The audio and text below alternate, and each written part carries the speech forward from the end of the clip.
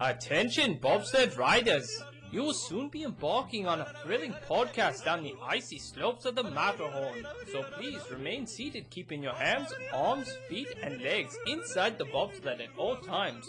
Auf Wiedersehen! Welcome back, Matterhorn Yodelers. Yodels. Yodel. I am Japheth, and I'm here with Jackie. and Peter.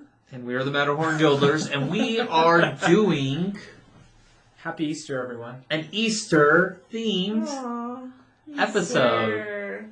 So, within the Pixar movies, they are notorious for Easter eggs. The dyed ones, right? Where they use the crayon The to do crayon. discolorations and break it up. They That's are it. very good at that, of what they do.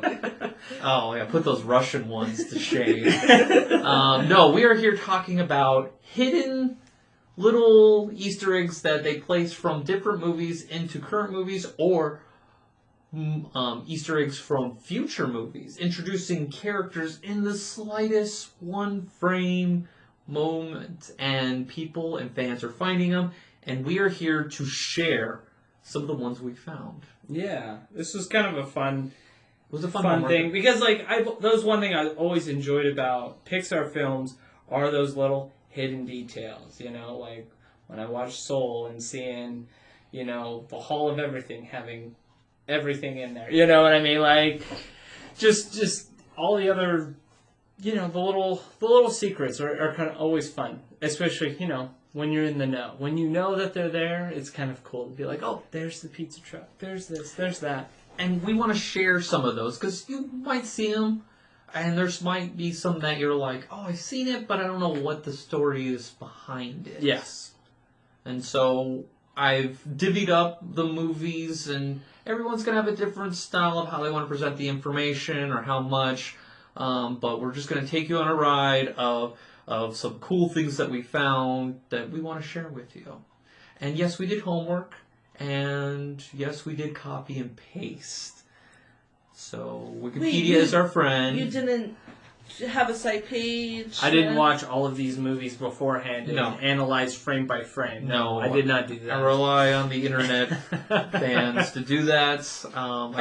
Our English teachers would be so mad at us. I did not have to run my homework through a site to prove it's not plagiarized, because it is 100% plagiarized. I did not find all this.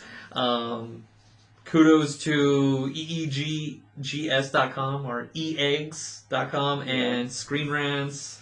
I'm just putting that out there because I'm going to be reading verbatim some of them, because they did it well. And so let me start off with Good Dinosaur, because if you listen That's our favorite movie. if you listen to our ranked Pixar films, I'm just going to get it out of the way. And this one's kind of harder, because it's a movie that takes place with dinosaurs, and some of the Easter eggs they put in come from our times, and so it's like, how did they do it? So the first one I'd like to bring up is Pizza Planet truck. And this one's famous because it's in every film but one, right? Yes. Was it The Incredibles? And that's because the director was not in the know, like, hey, you need to put this in here. Yeah.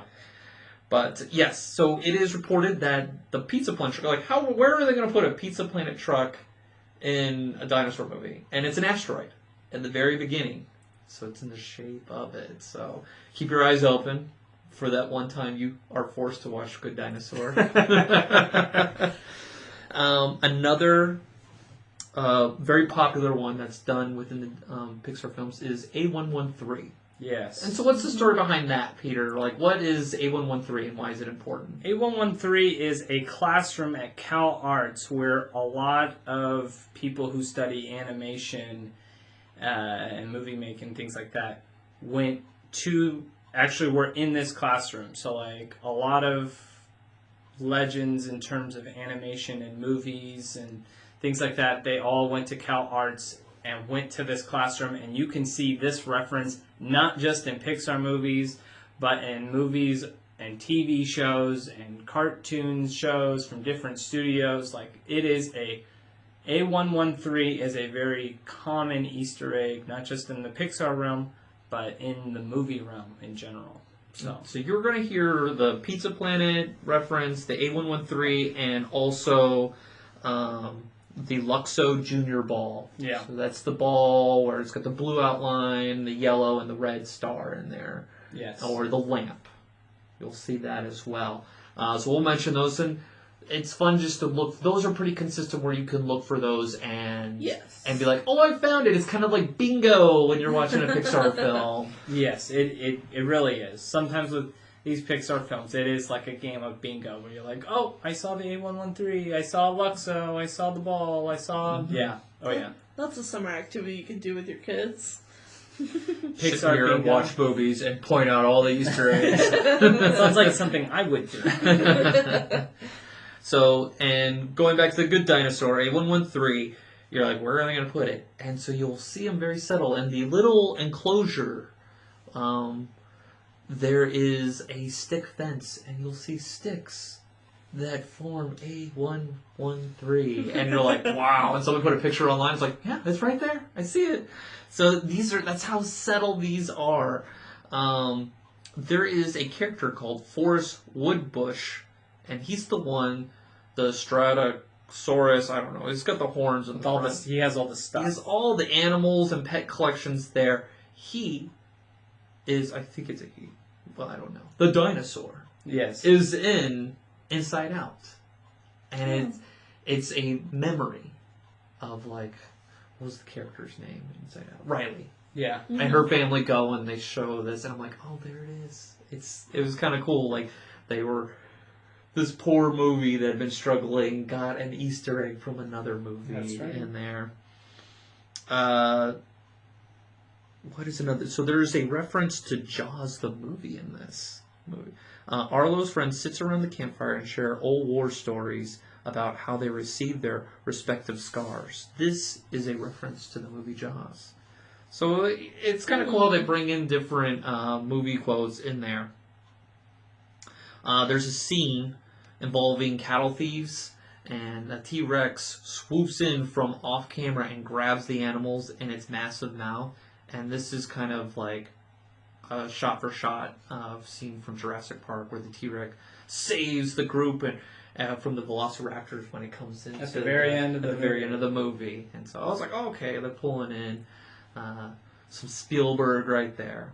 So I'm going to go on to Cars, the movie. So there's 3 movies. Is it 3 Cars movies? 3 car movies. We like to forget about the second one as well, but... Yes. Yes.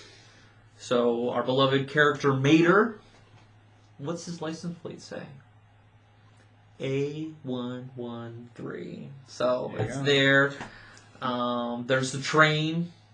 It's got A113 on there. One that I really like in the movie was there's the character Doc. And he's kind of the mentor for Lightning McQueen. And on his license plate it says 51 HHMD. And that's because Doc is a 51 Hudson Hornet.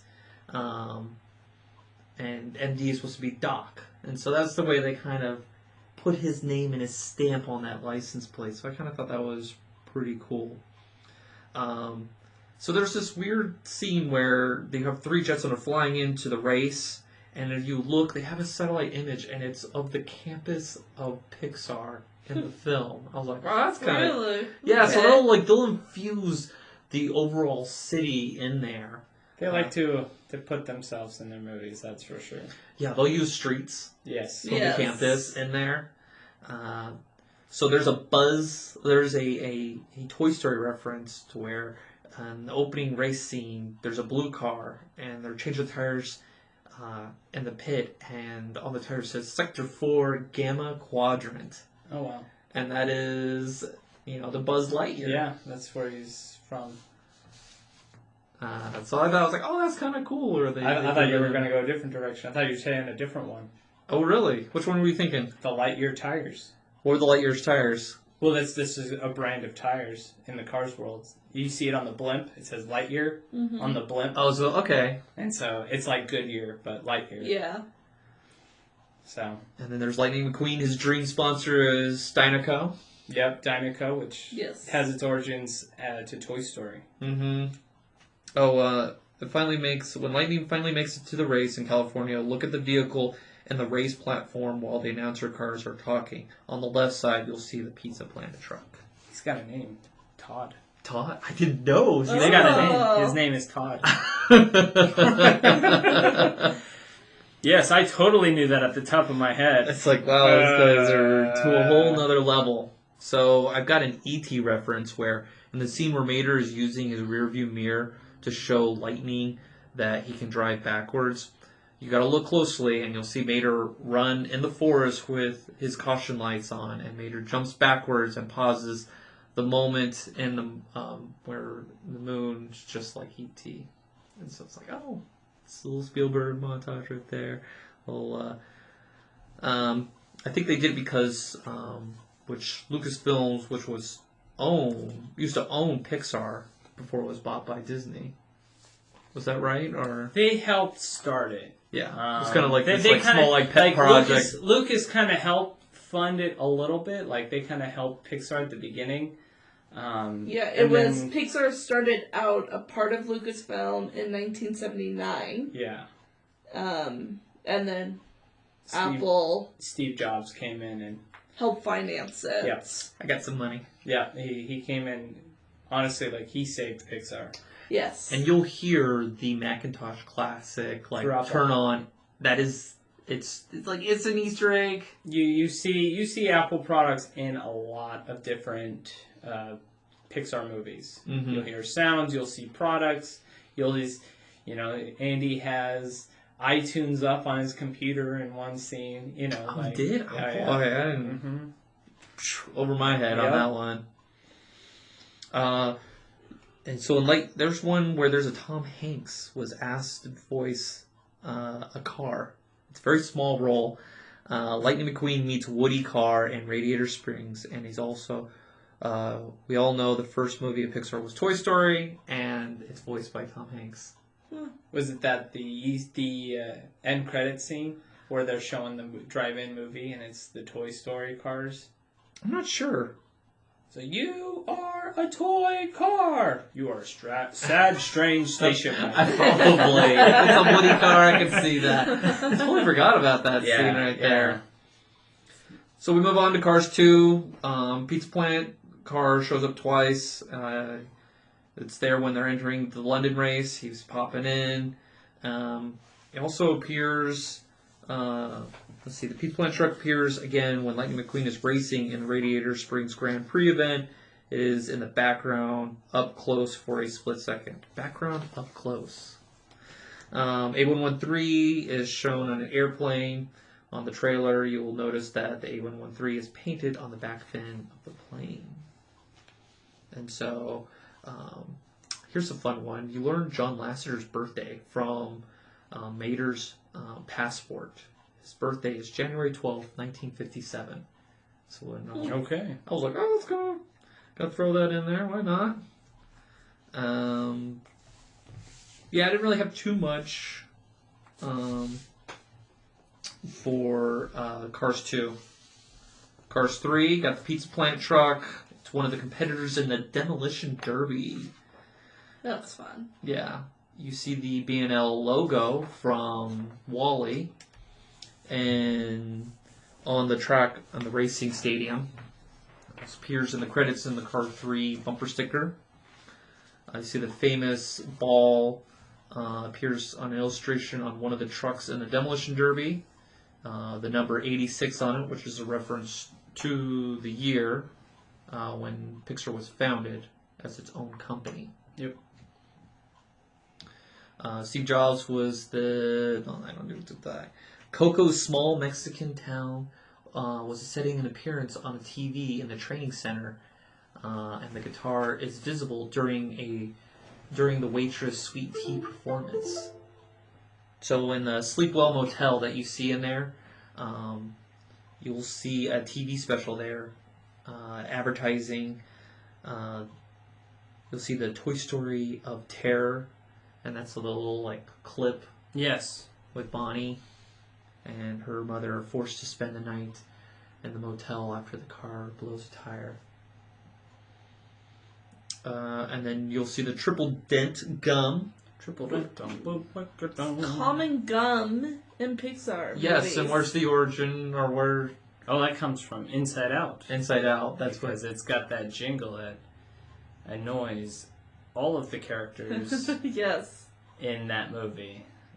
It's like, oh, look at this beauty, you know. Let's send it back to headquarters, and like triple dent gum. They're like, ah, I hate that song. He's like, I hate this. So you see that as one of the advertisements on Lightning McQueen's rivals. I think it's on the light blue color, number 31. So let's go to Ratatouille. Ratatouille. There's some really fun ones on this one. So you got the Pizza Planet truck. It's spotted, like, it's blurry. It's going over a French or Parisian bridge in the background. Mm-hmm. So A113, it's on the little tag of the rat that's like the big buff rat that's like basically bullies Remy into giving him the food after his friend like brings them all there. So you gotta look in the little tag and you'll see the little A113 there. There's a Incredibles reference, and I thought this one was really cool. The Mimi or the Mime Voyage, and he's the Bon Voyage character. Bon voyage. So you'll see him in the background being a mime when Colette and Linguini are spending some quality time while he's roller skating through the streets of Paris. So I was like, oh, that's so cool! Like he's there, and you just see him like being a mime. It's so incredible! And so Doug, he makes an appearance in the film. He's in the background. You said you've seen him. He's got a shadow. Yeah, you see his shadow. It's towards the beginning when he's trying to climb out of the sewer.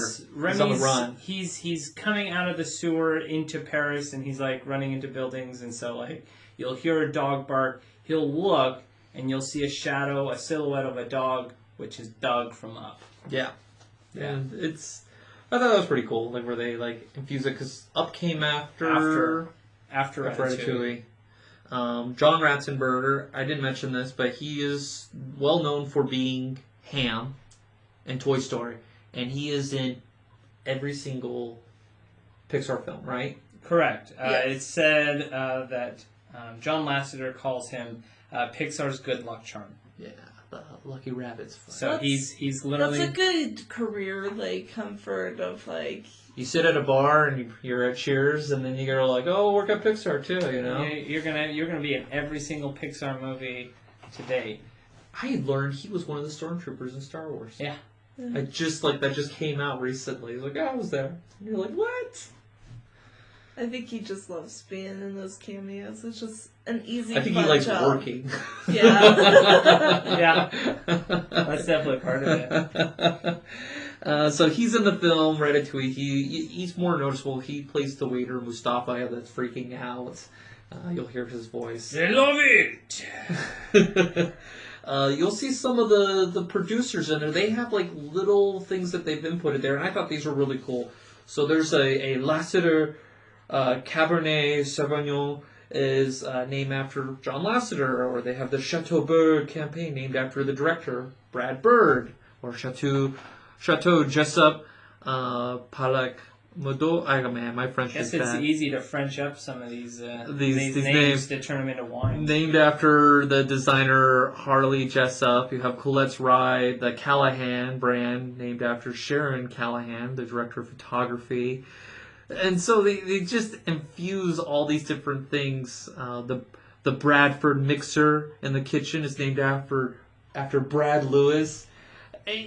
It's just the little details, and that's what makes it so fun. Like when you hear it, you're like, wow, they really love what they're doing. Some of those details are definitely not necessarily meant for the common audience, but for those people that spent years working on this film. It takes little like tributes for 3 them. years to do these things. 3 to 6 years, from my understanding. It was like 3 to 6. At least that's There's what a good dinosaur. It takes like a decade to try and salvage it. Right. Yeah, those were good dinosaurs.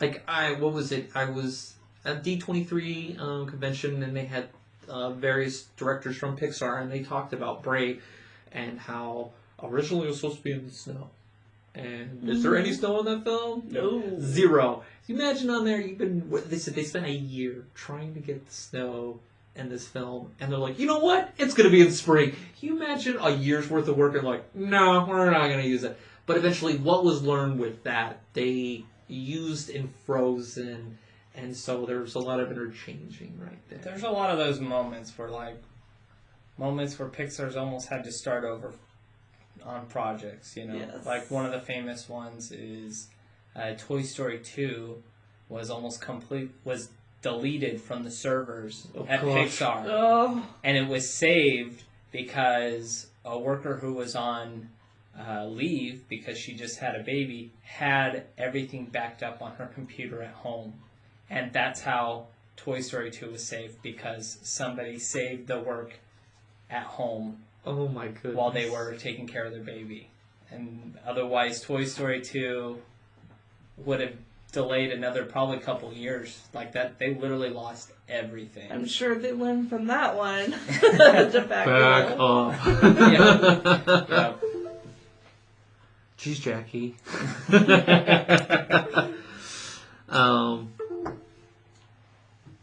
So we're moving on to WALL-E. WALL-E is one of my favorite movies for Pixar. It's just the love story between. It's a great story. It's fun. How can you do a love story with like hardly any talking? Hardly any talking. Yeah. They're just saying their name. Evie, WALL-E. You know, it's so cute. Pizza Planet. It's there. It's very prominent. It's part of the mountains of garbage. You get seen in there. A113 is in the movie. Again, it's very prominent. You'll see the auto eye show it once Evie comes back to the ship with the planet. It's like, boom, it's right in your face. You'll see Skinner's scooter. That is from Ratatouille. It's in the trash pile. A lot of things are in the trash. That's pretty easy. It was a very easy place to hide it inside of Wally's little house of collectibles. You'll see Rex Ham in the piggy bank and Babyface there in there. You also see a doll that kind of looks like it's got one-eyed green monster in there in the back. So Pixar likes areas, like you mentioned in Soul, where they have all of everything. If they can hide it in there, they will. Like, Yep. They threw it all in that Rex one. is in there. There's a reference in Pit Wally with People Mover. You see the people like rolling around, and you're like, yes, please bring it back to Disneyland. We're ready for it. We're ready for that. They give you like your Dole Whip, they just stick it in your mouth, and you're like, oh, thank you. Dole Whip in a cup. Now we're going on to The Incredibles. Like I mentioned before, no Pizza Planet truck. Nope. Because Brad Bird, he was like, nope. He didn't know. He didn't know. He didn't know at the time. He was new to the group, and it's not like your job's like, all right, guys, where should I put the Easter eggs? Right. You're just like, I just got a job. So Pixar Streets, in the very beginning, a robber pulls a gun out and fires at the police. The cops let Mr. Incredible in on the info, and the Incredible points out the exact streets the crooks are on. The streets are located on Pixar Studios. So if you ever get lost, just turn on The Incredibles and you'll know where streets you're on. That's right.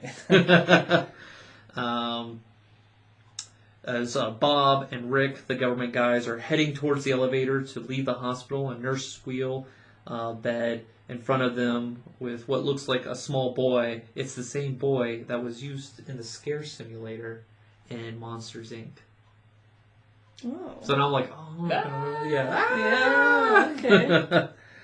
A113, when the Mirage, the silver-headed woman on the island informs Bob to go to the conference room. She says, go to conference room A113. Wait, I know that number. It's there, yes. Another one, when Helen stretches her neck to the security room, she sees the amount of power allocated for the different prison cells, looking the grid label A1, and she notes the one with Bob, which is in room 13. So, like, it's just the subtlest little, like, things in there. There is a call sign out there when Helen is attempting to make contact with the control tower. She calls signs India Golf Niner Niner. And that's a reference to Brad Bird's film The Iron Giant. Okay. That's cool. So that's the year it came out. I always like it when they throw in, like, non-Disney or, like... The less obvious. Yeah, the less obvious ones. That was like, but he couldn't do Pizza Planet. I'm kind of bitter that he didn't do it. But we'll throw Iron Giant in there. But no Pizza Planet car. Alexo Ball Jr. Is there with Jack Jack when he's playing. So that was kind of an easy one that they threw in there. And now the last one I've got, thanks to ScreenCrush.com. They're not sponsored, but I stole from them. The Underminer returns, and that is, lo and behold, our favorite actor, voice actor, John Ratzenberger.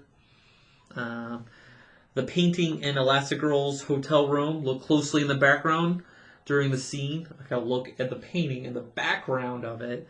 You'll see Helen and have a phone conversation where she stopped the hover train hanging over the bed in her hotel room. Is the painting that's white with red geometric shapes. There are 4 on the left and 1 on the right, and they're supposed to be her family. And she's the one in the middle. I was like, oh, family. Aww. There was a dialogue nod to Ghostbusters in the film. Helen thinks she's caught the screen slaver, but something feels off about the whole thing. It was way too easy, and the guy she caught was a pizza delivery guy, not a scientific genius to convince her she's imagining these things. Ellen Devener notes that Einstein was a patent clerk. It's almost an exact duplicate of the famous line in Ghostbusters. When Peter Bateman is trying to convince Ray Stans they will be okay without funding from the Columbia. And I was like, oh, you know me, I love Ghostbusters. You do. And So does my son. Oh, really? Yeah, that's another story. Pizza Planet truck. It's there, and it's period accurate design. I didn't know like The Incredibles was taking place in like the 60s. Yeah. Yeah. I didn't know that.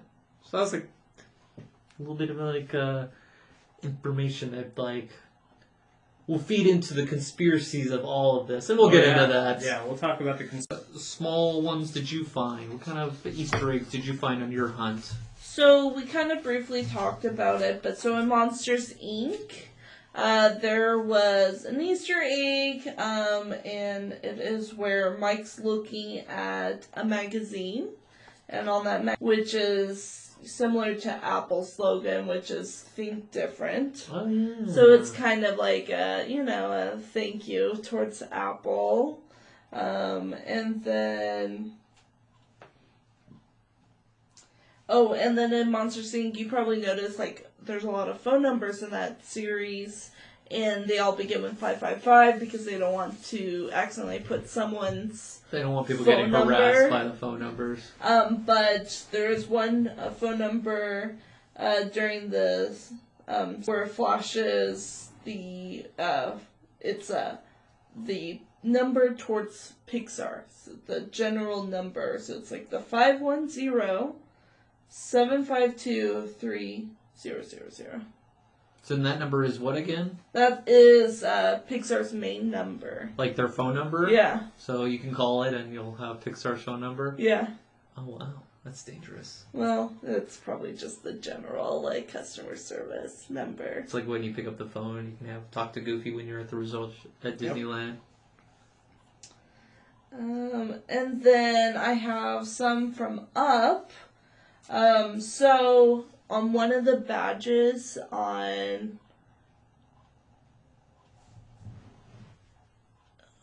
Like the police? sorry. The care workers? No, the badges, like scout badges on Russell's. Oh, okay. I couldn't think of Russell's name. On Russell's thing, there was one with a burger with a candle in it.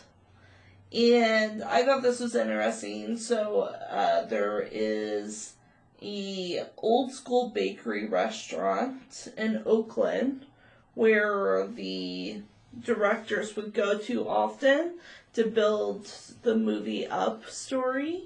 And at this restaurant, they would serve a birthday cake that is a burger. And they thought it was so funny that they made a burger cake. And so they would bring it to, like, to the crew every once in a while. And so they threw it into the movie. Wow. It's just a little merit badge. Yeah. Makes, Just has a a little little merit story. badge, yeah. It'd be funny, you got a director in the same room, and they're like, what does this mean? It's like, it's just a merit badge, alright? Not everything has a story, but that one does. But this one is this one's that. Don't be ridiculous. Don't be ridiculous. That's just a camping That's just badge. garbage, alright? And then Pete Doctors, which is he's a director at Pixar, right? So his daughter, Ellie, was the concept of the Ellie in Up. Mm-hmm. And she was the voice of Up. So his daughter was the voice of Up. And there's some, pictures that they drew of the house, in crayon and stuff when they were younger. And she actually drew those pictures. Aww. So it was just a really sweet thing to include his daughter in the movie. I thought that was really sweet. And Finding Nemo, in the dentist's office, you see Buzz Lightyear. Where was Buzz? He is with all the He's in a pile of toys on the side. Oh, really? Yeah. Yep. And then in the dentist's office, there's a boy in the waiting room, and he's reading a comic book of the Mr. Incredible. Oh. And then he's in his old-time Mr. Incredible costume. The blue costume. Yep. Which that wasn't going to be released until the following year, so that was the Easter egg. The future Easter egg. The future Those are one. great. The ones that you don't know are Easter eggs until after the next movie comes out. Yes. And then all the turtle shells in that movie have different designs on them to represent different Hawaiian shirts. Oh, for John Lasseter. Yeah. I just thought that was so cool.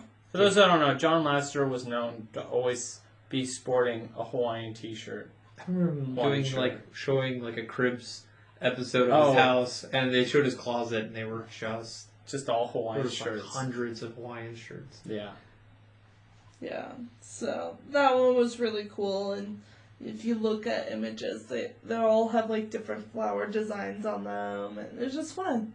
And then in Brave, in the witch's area when she's a woodmaker, right? You can see Sully in the shop. Okay. Which adds to the Pixar theory. But we'll talk about that. Yeah. And then there is a reference to, so the witch throws a newt in her cauldron when making a potion, and it bursts into blue smoke and snowflake, which was a likely reference to a Pixar movie that was canceled. Yep. Called Newt. Newt. That was going to be the name of the movie. There was one in Toy Story 3 as well. Yeah. Hmm. So that was a future Easter Rotten egg. Yeah. Easter eggs that didn't come into fruition. I think what happened was another studio was doing a similar sort of movie that was going to be coming out at the same time, and so they're like, we're not going to do this. Yeah, you got to be really confident in your story. That happens when you have head-to-head stories with companies like that, or It's like when Bugs Life and Ants came out. It's like those movies came out the same year. Yeah. yeah, and then you get the B film. Yeah. B film. The With B movie, yeah. Seinfeld. Alright, so I've got Onward, which there were some cool Easter eggs I found. And I'm looking back on Onward, and I don't remember any of the Easter eggs, really, from that. So, what did you find? So Onward has it's old time kind of mystical entry, right? Explaining the history of this world. and it was influenced by Lord of the Rings. Okay. No way. Yeah. And yep. So then there's also a shop called Burger Shire, and they serve second breakfast, which is another to Lord of the Rings. Boy, I haven't watched Lord of the Rings. I don't get any of these references. Well, it's like when the hobbits are like, "What about second breakfast?" Yeah, no, I saw it once at the theater and it's like didn't work for me. And then also in Brave, the calendar in Ian's room has a picture of the woods from Brave. And then Barley's map refers to Brave Wilderness. Okay. I haven't seen too many Easter eggs about Brave in the other films. Yeah.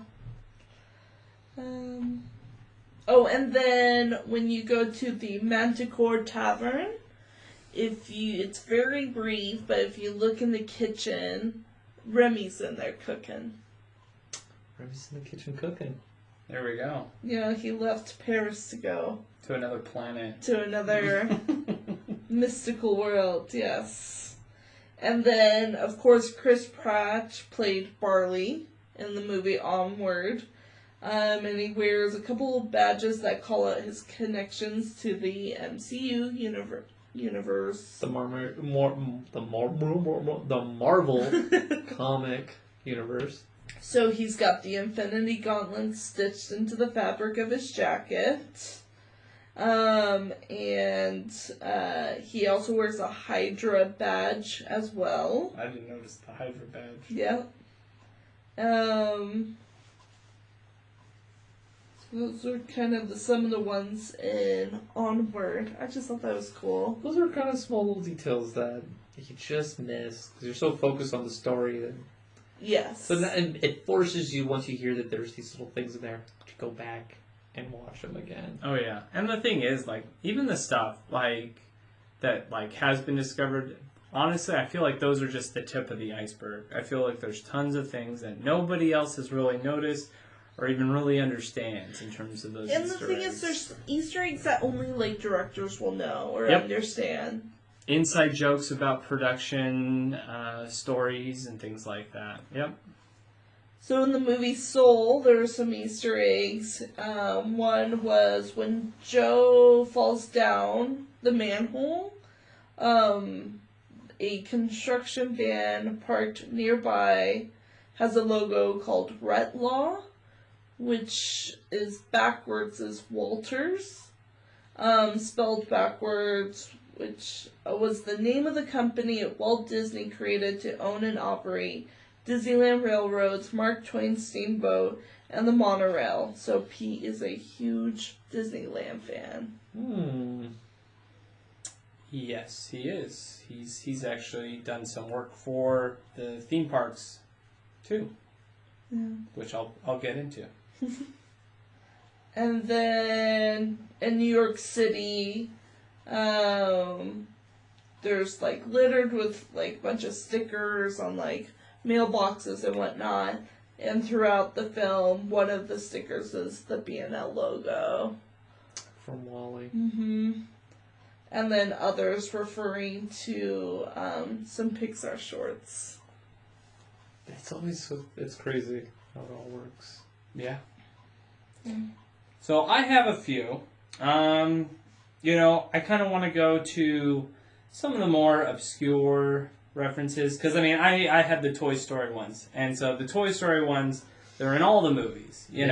Most of the Easter eggs originate from Toy Story. So the Pizza Planet truck, that all goes back. The first Toy Story, when Woody and Buzz sneak onto a Pizza Planet truck to go to Pizza Planet to make it back home. So a lot of the Easter eggs that we've talked about have their origins with Toy Story in general, but some of them are more subtle. Little subtle and throwbacks to other references. For example, the first Toy Story can't really reference too many other Pixar projects because honestly, at that time, that was the only project they were focused on because they were making the first computer animated movie.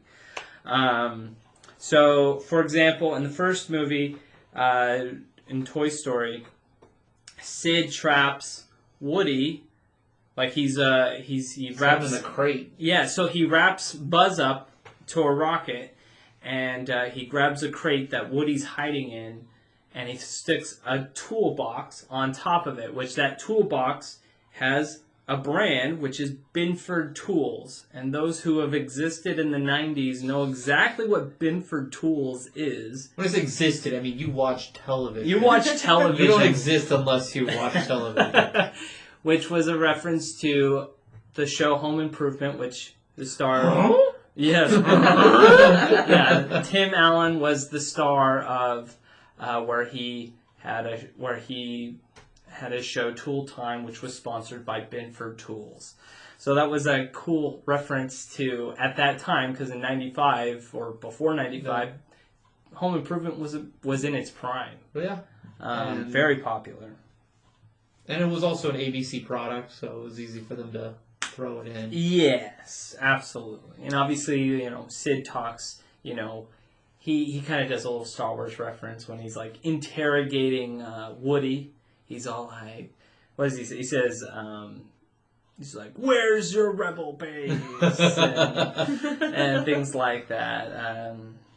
He has a laser, and so he's got little subtle Star Wars reference. They also reference, they tie that to GoldenEye and things like that.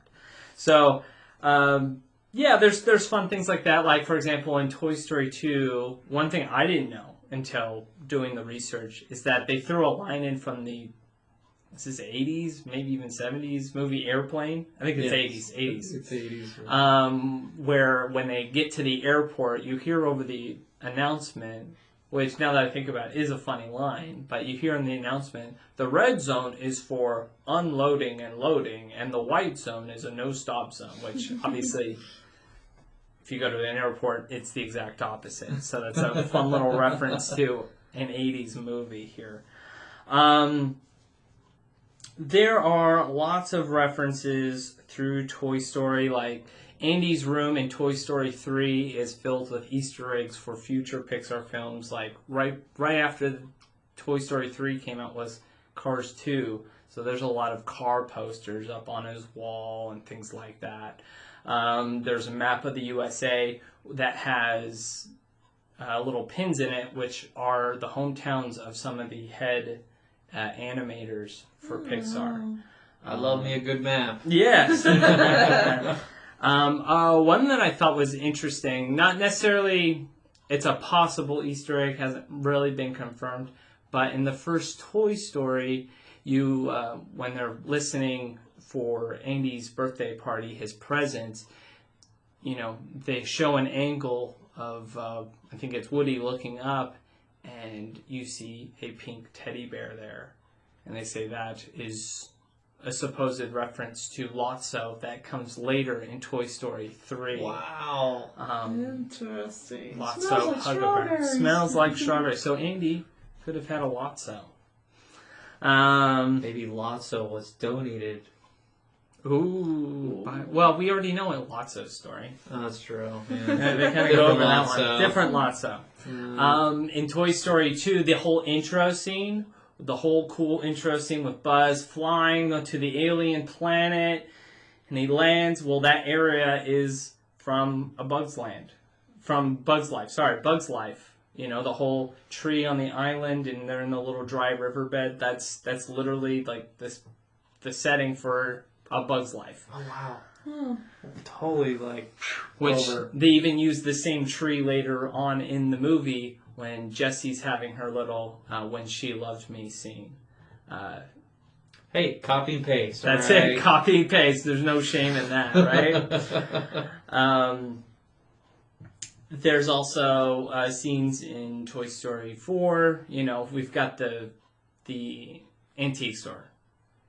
every Easter egg under the sun in there. It's Like, easy it to rep- put them in there. like It's I easy can, to I could, dress I could, up. I could easily tell you like 50 Easter eggs. that are John in Lasseter's boxers are in that like shop. there. Right. So They aren't. I'm So, joking. like, They're not in there. the two that I always thought these were a bit more obvious, but I liked them a lot. One was you got to see the tin toy. Do you guys know what the tin toy Yes. is? Okay, he's so from, you know. I don't. So the tin toy is one of Pixar's first shorts that they made, because at the time they struggled with doing human figures, and if you watch this, you can tell because the baby looks like a monster. It's pretty scary looking when you watch the short. But they could do toys really well, which is why they made Toy Story first, because they could do toys really easily. But it's one of the first shorts where a baby's chasing this little tin toy and it's trying to get away from the baby. Right. So you see him open the door to the pinball machine that Bo is meeting all the abandoned toys inside the pinball machine. Another one is a reference to the old Mickey Mouse phones. Yep. You know, the ones where Mickey holding- Mouse is Yes. holding the phone with his hand while Woody does the same thing to hide in plain sight when a guest hears noises in the background. So, little fun references there. They do have a reference to Onward in Toy Story 4, where one of the blow-up castles has the Guinevere painting on the side of it, the unicorn. Oh, cool. Yeah, right? Lots of little references in the fair. They have Miguel's guitar as one of the prizes, the little skeleton guitar. It's easier to stick that guitar in there. Right. Supposed to stick in like the skeleton of the ant in there. Or a colorful jaguar with wings. So, I did want to talk about a couple of them that tie to theme parks. Cool. Okay. Because we talk about theme parks all the time We here. love theme parks. Yes, we do. So, for example, this one is an Easter egg in the movie as well in the theme parks, or was a reference in a theme park, was in Bug's Life. You saw A113 on the side of one of the cereal boxes that Flick walks through when he's entering the city. Well, back when Disney's California Adventure had Bug's Land, when you walked through the land, you walked through a cereal box that had A113, as well as cutouts to Woody's Roundup. So you had Woody's Roundup characters like Woody, Jesse, and Stinky Pete Thanks, in Stinky there Pete. as well. Also, going to Inside Out. Inside Out has a few connections to theme parks, mostly Epcot. For example, the director, Pete Docter, he actually worked on a project at Epcot, a little show that we referenced a little bit before, a throwaway line in one of our previous episodes, was he worked on a show called Cranium Command. Cranium Command. Which is a show about, the brain communicating with other parts of the body, which is all being, characterized by a different person, which is a very similar idea to Inside Out, which he directed. So there's obviously a connection in terms of... brought it back in together. He did. That's really right. cool. And then Inside... Get this, Inside Out. Whoa, Inception! When you get to Imagination Land, there's a ton of references in Imagination Land, little details there, but the one I wanted to point out that is theme park based is that you'll see a portrait of Figment. And those who do not know who Figment is, which granted probably many people don't probably know who Figment is, but he is a character that was created for the Epcot theme park for the Imagination Pavilion. He's a little purple dragon that's the figment of your imagination. He's probably the mascot of Epcot. He's become the unofficial mascot for Epcot now, even though his attraction now is horrible. Yes. His original attraction was really good, but they kind of slaughtered his his other one. But it makes Who's sense. his partner, Dreamcatcher? Dreamfinder. Yeah, I heard his animatronic body is like on the second or third floor of the attraction. My buddy used to work there, and he's like, "Yeah, they still have it. It's kind of creepy seeing them up there." So it makes sense that we have Figment, the figment of your imagination in the Imagination Land. So seemed appropriate. It seemed appropriate. So there's a little subtle references there. There's another theme park reference in Inside Out.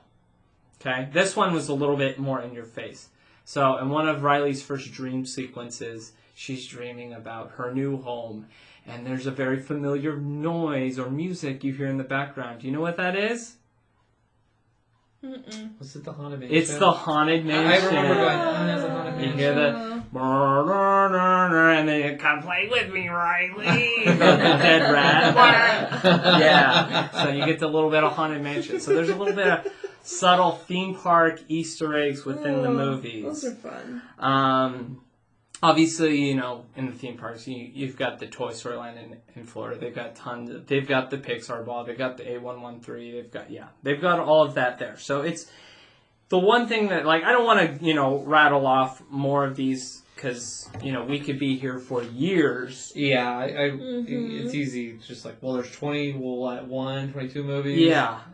And they just keep going. And then more and more Easter eggs keep coming out of the woodwork, and it's easier to throw them in when you've got so many to reference. Because, for example, when one movie comes out, they analyze it and they get all the Easter eggs. That's not all the Easter eggs. You're not going to find all those Easter eggs in that movie until the next movie comes out, because then you're going to be like, oh, they referenced this in the other movie. And unless this is all part of what? A bigger conspiracy? Oh, the bigger conspiracy theory. So this is something This is fact. This is fact. No, it's not. It's not. And the directors, and I went to the D23 convention, and they said, this theory is not true. And I say with a question mark because they like it. They like it. Yes, they like it. So what it is, it's called the Pixar theory, which is kind of like the Pixar cinematic universe, where all the movies of Pixar are interconnected, and you can think, how do they do that? Man, they did. You see some of these people, and they do a really good job. There's some very good apologetics to this theory. Yes. So, and I'll give you a rough rundown because, literally, we could go movie by movie explaining this theory. But basically, the theory starts all the way with Brave and ends with Brave. And you're like, what? How does it start with Brave and end with Brave? Well, the best way I can describe it as, they talk, it goes into more detail about, there's 3 different types, phases through the Pixar timeline, where there's, the machine timeline, where, human life has left Earth because they gunked it up and they went into space, and so there's only machines. So that was when WALL-E happened. The machines, the Cars world happened while the humans left. Things like that. It actually ends with Monsters, Inc., where humans have actually evolved into monsters, and their doors are not necessarily portals to the human realm, but portals to the past. And so they're on this side-by-side timeline. And so why it ends with Brave and begins with Brave is because that old witch is Boo looking for Sully. Oh my goodness. Because if you watch Brave, you see her use a magic door. She uses a door that changes the location of what's going on. So, it's it makes her. Me sad inside. She's looking for She's Sully. looking for Sully. So, that's the whole premise of the Pixar theory. Is it's the witch, it's Boo looking for Sully. Oh, and make a movie out of that, please. So, it's fun. Literally. There's a lot of people that do a whole lot better detail than what I did, but in a nutshell, that's kind of Well, what was the Onward one you were telling us about? Oh, the Onward one, because Onward takes place on another planet. The reason why we know that is because there's 2 suns. Or more moons. I think it's more moons. There's more moons. And so it's well, how does that fit in the Pixar theory? Because it's not our planet. Well, somebody noticed that the big mountain looks like the Axiom ship From Wall-E. Wall-E upside down. So they say that the ship crashed on the planet, and that's when that society, that world, discovered technology.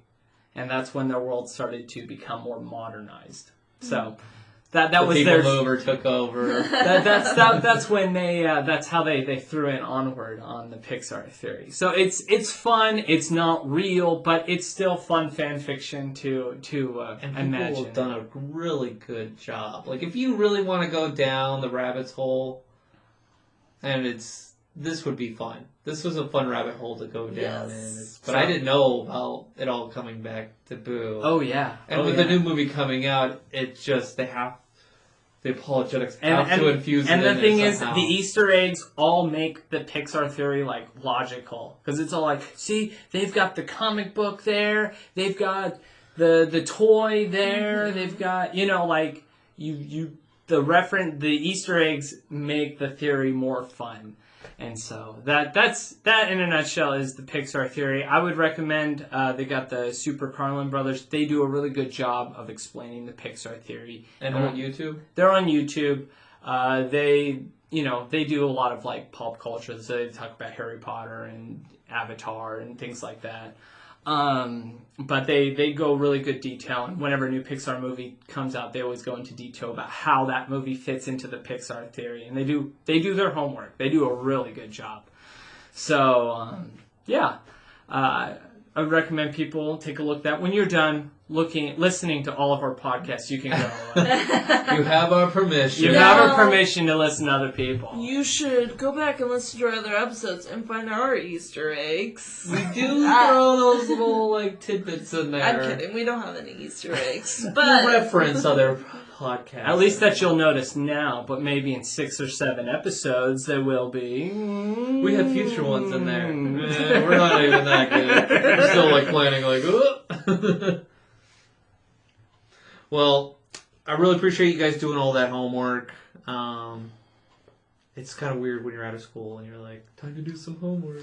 Yeah, I know. Like when we're like getting ready for this episode, I was like, oh man, I gotta put some work into this. I can't just wing it. Which we've got next few episodes are gonna be. There's some more homework ones. There's some homework we're coming up, so look forward to some of our next episodes coming up in the coming Future weeks. Easter eggs? No. But really appreciate you guys doing all that research. This stuff, the Easter eggs are all throughout, and that's what makes the movies fun, and it's another layer to the films where you don't have to just watch it once. You can watch it multiple times and look. And you don't have to just... There are things that we didn't go over, so look online and just watch the movies and enjoy them at another level. That concludes this episode. Just follow us on our social medias with Instagram, Facebook. Leave some comments. Share the Easter eggs that we didn't share on there. yeah, if you have ideas of future episodes, send us a message. We really listen to our followers, and we want to hear what you want to hear. So Yes. We're people pleasers. Let us please you. And with that being said, auf Wiedersehen. Thank you for joining us on this week's episode of the Matterhorn Yodelers. Please remember, before your bobsled comes to a complete stop, to follow us on Facebook and Instagram. And remember... Remain seated, please. Permanecer sentados, por favor.